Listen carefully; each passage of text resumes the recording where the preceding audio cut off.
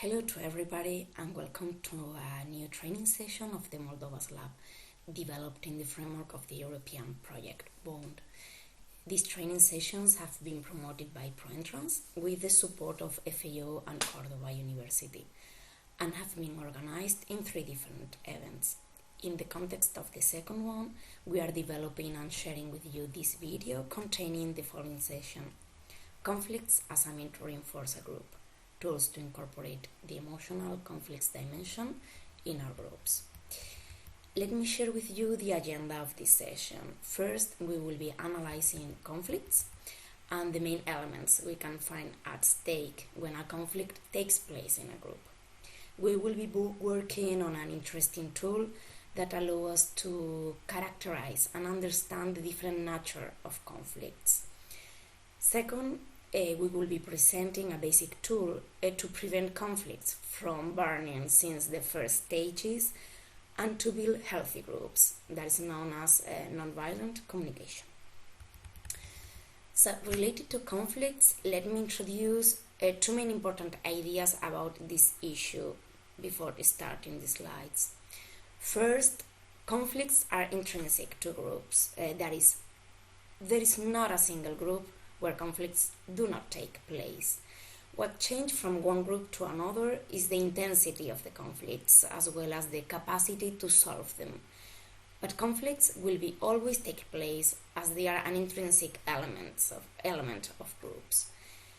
Second, a conflict is always a warning about elements that are not working well in a group. They just reflect weaknesses or issues that we are not dealing with in an inclusive and healthy way in our group.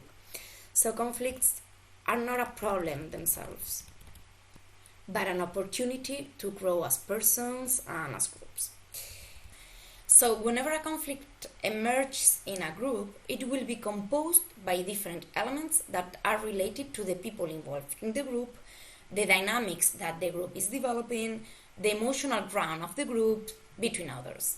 So if we are able to identify the type of conflict we are facing and the components of the conflict, it will be much easier to find the right tools to manage and solve the conflict in a satisfactory way. So let me introduce you the quadrant to analyze the type of conflicts and the elements at stake. There are 4 possible dimensions that will facilitate to locate, characterize, understand and manage a conflict. First, what we call the individual dimension. It's related to what the different people that take part of the group bring to it in terms of previous experiences, feelings, emotional reactions, abilities, perceptions between others. Second, that what we call the collective dimension. It's related to the group itself as much more than an adding of individuals.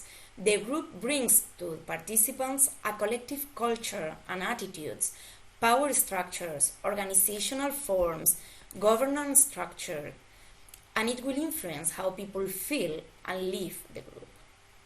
Third, what we call the internal dimension. It's related to elements linked to emotional attitudes and capacities, conceptions and cultural assumptions that people taking part of the group bring to it and also that are typical of the group. And fourth, what is called the external dimension. It's about elements related to how we interact with others in the group and the rational functioning of the group, how we take decisions, how we organize the communication flows, etc. But let me clarify the meaning of each one of the boxes in the quadrant, helped with some examples. Box 1. A conflict will be mainly located here when it's about individuals' emotional limits or blockings, as well as limits in self-confidence or self-conscience of the people involved. It's more about psychological, emotional aspects of the people involved in the conflict. The questions to be answered would be: are you experiencing feelings of guilt or resentment with yourself due to previous experiences in other groups, for instance, that you are bringing to this group. It can be the case when there are people that have already tried to build different groups that were a complete failure in terms of collective emotional intelligence, and despite this, they get engaged in this new group. It can happen that these people distrust collective processes and they are always reacting in a negative way. Second question. Are you experiencing anxiety, fear, or other negative feelings when you face a situation where your limits, that is, your capacity of saying no, are required, but you are not able to express that? For instance, after a meeting, it's always the same person who takes care of the place, cleans everything, sorts everything out. This person is not comfortable with this situation, but he or she doesn't know how to express it. How to express that he or she doesn't want to do it anymore. Do you have difficulties to identify what you need or what you really value? Are there situations in the group that do not answer to your needs and wants, but you are not being able to identify that? For instance, in the previous example, this person might be needing recognition for assuming this invisible task, but he or she is not able to identify this need. When we can identify a clear explanation about a concrete conflict in this box, then we will be talking about personal inner conflicts, strictly related to personal intentions and the backpack that people that are involved in the group bring. Let's continue with box 2. A conflict will be mainly located here when it's about the type of relations we are establishing within the group. How these interactions between people that bring their own backpack of emotions, frustrations, feelings, beliefs take place, and if this way is fostering negative feelings and emotions in participants. This is more related to these questions. First, how do you deal with differences of visions or modes of action? Do you perceive them as threats for your needs? For instance, in a meeting, the group is thinking about how to open new marketing channels, and there are different positions related to that. Reinforce the export strategy, develop short food supply chains, develop public procurement channels, and people that defend one of the possibilities perceive others as enemies, generating tension and feeling anger. Second question, what communication skills do I count on? Am I able to express opinions, feelings, emotions in a comfortable way? Or I feel uncomfortable when expressing opinions, feelings, or emotions? Do I practice violent communication when expressing my ideas and discussing with others? We will go further on it in the second part of the presentation. Third question, what about my combustibility? I mean, do I get easily angry when others do not think as I do? Or when things are not done the way I would do them? How many cumulated rage, anger, or irritation I have inside? Do they emerge easily? When we can identify a clear explanation about a concrete conflict in this box, then we will be talking about interpersonal conflicts.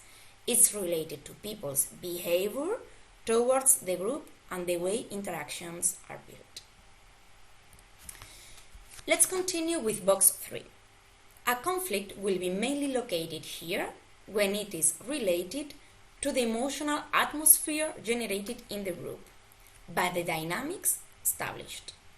It's about the collective culture that is present, culture understood as typical communication style, prejudices, stereotypes, competitive attitudes, or power structure in the group. The questions to be answered here would be, is the communication style in the group generating unease or discomfort in people in the group? Is there a violent or aggressive communication style used with no consciousness about it and its impacts in the people? What are the group prejudices and stereotypes? Are there situations where they emerge in an unconscious manner that can be generating exclusion or discomfort between some of the participants? A third possible question: what are our attitudes in the group related to competitiveness? Is it important in the group to be always right? How do we manage mistakes or changes in our opinions or decisions? What happens when somebody does not agree with something in the group? A fourth possible question would be: what about the power structure in our group? How do we manage the differences of rank in our group? Rank is related to the status that the different participants have in the group, and it is directly related to their capacity to influence decisions and others' opinions, as well as to practical issues such as being listened with attention by others or being ignored when intervening in the group's meetings. So, in our group, are we aware of the rank dynamics? Do we take care about lower rank people's feelings, positions, emotions in the group? Are people with higher rank level aware of their power? How do they use it? The elements that give more or less rank depend on the group. For instance, there are groups where aged people have more rank than young people, and the opposite. Also, in many groups, men usually have higher rank than women. This is a complex question that we could further develop during the practical session if you wish. Again, when we can identify a clear explanation about a concrete conflict in this box, then we will be talking about group culture conflict. And this is related to the group culture and the way communication is facilitated within. So let's finish with box 4. A conflict will be mainly located here when it's related to the structure of the group in terms of rational design. It's about how clear the common goals and vision around our collective project are, or the way we take decisions, or how we design our meetings, how tasks and responsibilities are assigned, and so on. The questions to be answered here would be: might the conflict be generated because it's not clear enough our common vision as a group? Might it be related to exhausting, unproductive, and divisive meetings? How do we manage important information? Might it not be clear enough how important information is managed and circulated? Do we base our decisions on verbal agreements? Might it be generating misunderstandings due to different interpretations about them? How do we deal with the assumption of responsibilities? Is it clear, and is there any consequence when responsibilities are not assumed? Have we defined the general functioning of our group in an explicit and agreed way? For instance, is it clear enough the criteria for the admission of all new members? Another important question related to this type of conflict would be: are we dealing with our emotions in this group? Where are they? Where are the emotions? Where do they manifest? Where are they expressed? In this case, when we can identify a clear explanation about a concrete conflict in this box, then we would be talking about a structural conflict, and it's related to the group systems, designs, and structures, the most rational dimension of the group. We will be coming back to this quadrant at the end of this video, as we will be suggesting a practical exercise using this tool. We will be further working on it in the practical session the 20th May. So Juan presented this interesting tool that allows us to identify the nature of conflicts that take place in our group, and it highlights important weaknesses or elements to work on in order to grow and mature as a group. Let me introduce you another important tool, which is the non-violent communication. Non-violent communication is a tool to improve our communication skills. It's a really strong tool to progress in our group health, not only as a collectivity, but also at individual scale, as individuals. So let's start by the principles of the nonviolent communication that are key to understand the depth and potentiality of this tool. First, all human beings share the same needs. No matter where you live, what you work on, or what your lifestyle is, you have the same needs as the rest of the people in the world. What changes from one person to another is the way we satisfy these needs, but not the needs themselves. Together with the materials of this training, we have facilitated a list of human needs broadly identified and agreed. We will be using this list in the next practical session. Second, all actions are attempts to meet needs. That is, everything we and others do are oriented to meet our needs. Even if we do not understand the need behind an action, a need will always be there orienting this action. For instance, I might be having an attitude of permanent provocation in my group that generates frustration and anger between my partners. But what I'm really looking for with this attitude is recognition or attention from the others, which is one of all human beings' needs. Third, feelings point to needs being met or unmet. That is, feelings are the expression of my level of need satisfaction or not satisfaction in the present moment and in a concrete context. As conflicts, feelings are not a problem themselves. They are not right or bad. They are just signals about my level of need satisfaction. Fourth, and this is a good news, our world offers sufficient resources for meeting everyone's basic needs. That means that through a cooperation attitude, it's possible and also smart and effective to achieve my needs satisfaction. However, if we develop competitive attitudes to satisfy them, for sure we will be generating, not only in others but also in ourselves, needs insatisfaction, and so feelings such as sadness, anger, rage, etc. Fifth, all human beings have the capacity for compassion. That is, to develop empathy and solidarity capacities that are basic tools to ensure everyone's needs satisfaction and so everyone's well-being. This issue is how much we have developed such capacity in our lives and what to do to be able to foster this capacity in ourselves and in our groups.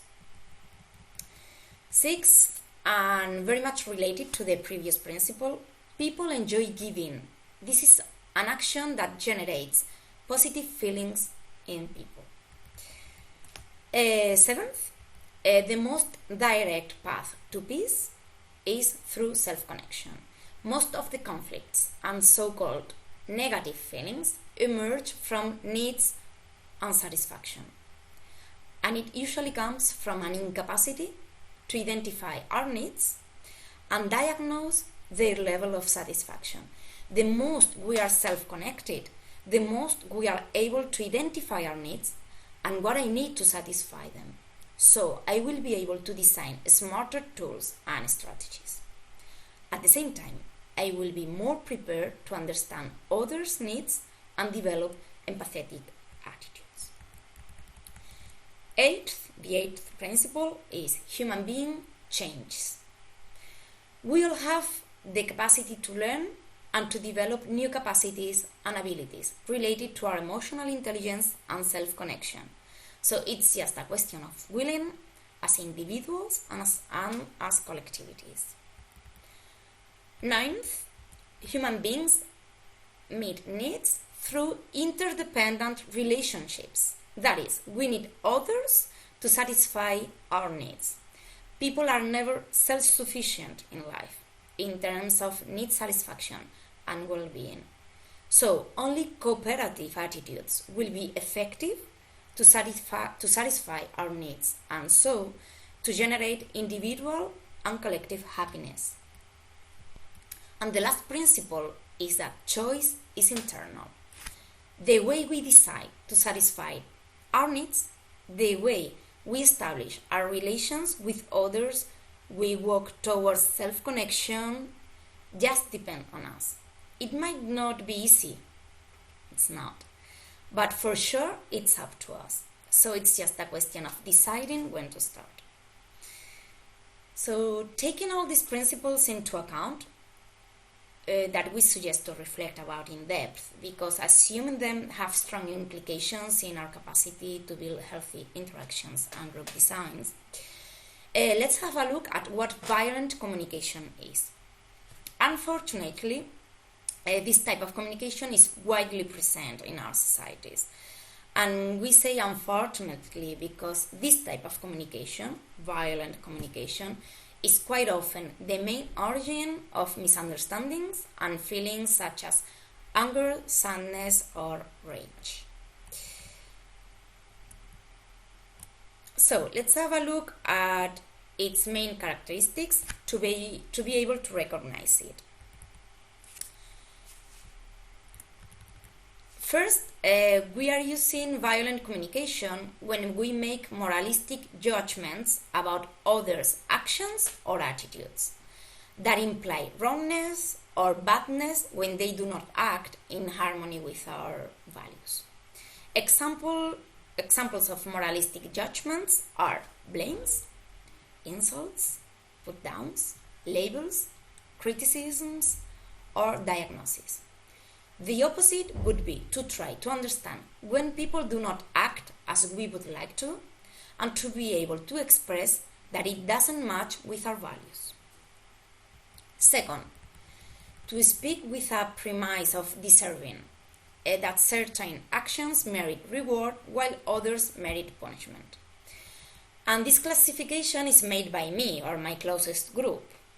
The opposite would be to assume that every act is moved by the satisfaction of people's need, so let's try to understand what is behind some attitudes before talking. Third, making comparisons between people. I guess this is quite clear. It's violent to establish comparisons as I am imposing to others my point of view as the truth, and invalidating others' needs or strategies when they do not match with my values or my interests. It's quite often used between children, brothers, sisters in a family as a way to reward or punish. Fourth, not assuming our responsibilities in certain situations, using a type of communication or language that obscures awareness of personal responsibility when making mistakes, or not developing the tasks that we have taken in charge, or generating uncomfortable situations. We deny our responsibilities when we attribute the causes of these situations to vague impersonal forces. For instance, after insulting somebody, we explain our attitude saying, I had to put this group in order. Second, we attribute the cause of the situation to our condition, diagnosis, personal or psychological history. For instance, after deciding collectively that I would contact a client to suggest a new form of payment, for instance, I do not do it, and I explain it saying, I was sure the client was not going to understand the change, so I decided not to do it. When we attribute, it's also violent to attribute the cause of a situation in the actions of others. For instance, after insulting somebody, we explain our attitude saying, "You were acting in a very provocative way."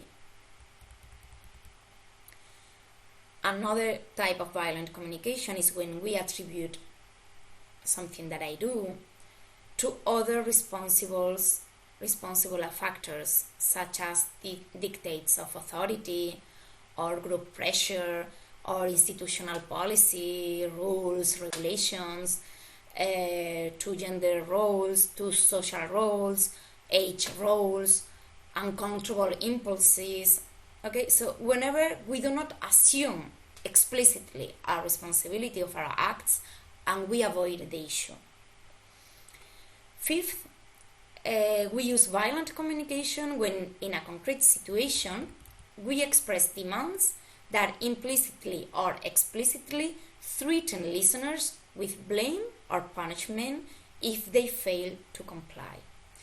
What in fact we are expressing our exigencies in a more or less explicit way, requiring people to do whatever we want,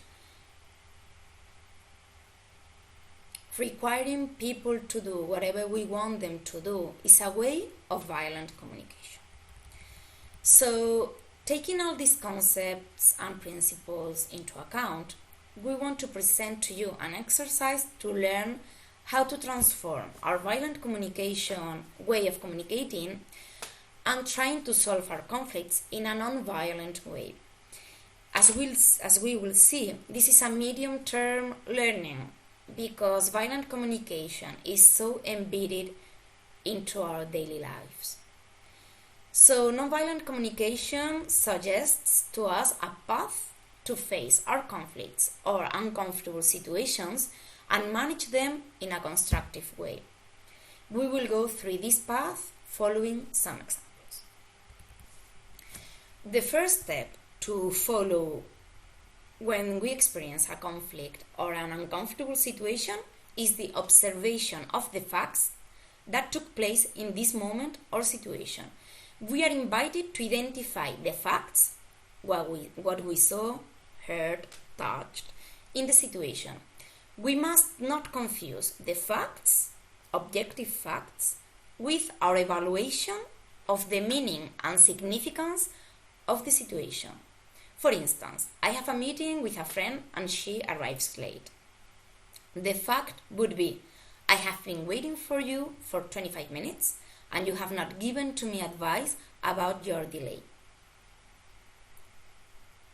Introducing my meanings would be, you have made me wait for 25 minutes with no consideration at all.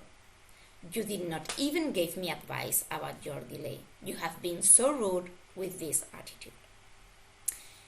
Nonviolent communication, or NVC, discourages static generalizations such as you are always late, always. You never take in consideration the importance of my time, never. You are often so rude, often, okay? It's said also that when we combine observation with evaluation, others are apt to hear criticism and resist what we are saying, okay? So the communication flow is broken. Once we have done this first step or exercise around the concrete situation, we pass to the second step, the identification of the emotions or sensations that I have felt in this situation. This is the step to identify my feelings related to the situation. Feelings have nothing to do, be attentive, with thoughts.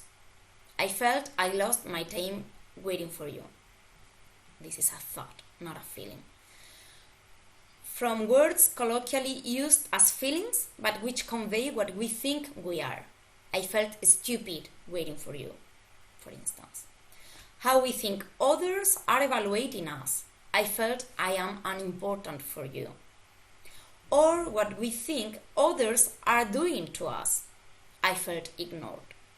None of these examples are feelings, none of them, but thoughts. that are only mine, related to the situation.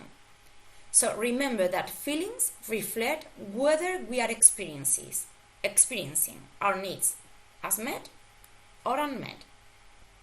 So also identifying feelings is said to allow us to more easily connect with one another, and allowing ourselves to be vulnerable by expressing our feelings can help resolve conflicts. This second step is very important because it allows us to take conscience of how I am feeling and gain in self-conscience. It also allows us to understand that my feelings are just mine, related to my needs, and that others might not be aware of my needs or give the interpretation I give to the situations. Okay? Together with the materials that we have facilitated, an inventory of needs that we invite you to visit when trying to work with this step. The third step, once we have identified our feelings related to the situation itself, is about identifying my needs that have not been met in this situation. It's another step. Remember that needs are universal, okay? And what changes from one person to another is the way we try to satisfy them. And also that everything I do is in service to meet my needs. So in order to facilitate this step, we have facilitated an inventory of needs in the materials of the training. We invite you to visit this inventory when developing this step. Identifying my needs unmet in the controversial situation helps us again to gain in self-conscience and in empathy towards the needs of the other people involved. Also, it makes us see that the needs unmet in this situation are mine and that others might not be aware about that. So, once we have developed all this analysis and reflection, then we go through the fourth step, the request. In this step, be careful to build real requests, free of exigence. That means that we are open to hear a response of no, without this triggering an attempt to force the matter. Okay, so if we make a request and receive a no, it's recommended not just that we give up with that, but that we empathize with what is preventing the other person from saying yes before deciding how to continue the conversation. This can be a starting point to build new agreements with the other person. It's recommended that requests use clear, positive, concrete action language. For instance, and taking the previous example, my request would be, I want you to give me advice next time you will be arriving late, at least 15 minutes before our meeting time.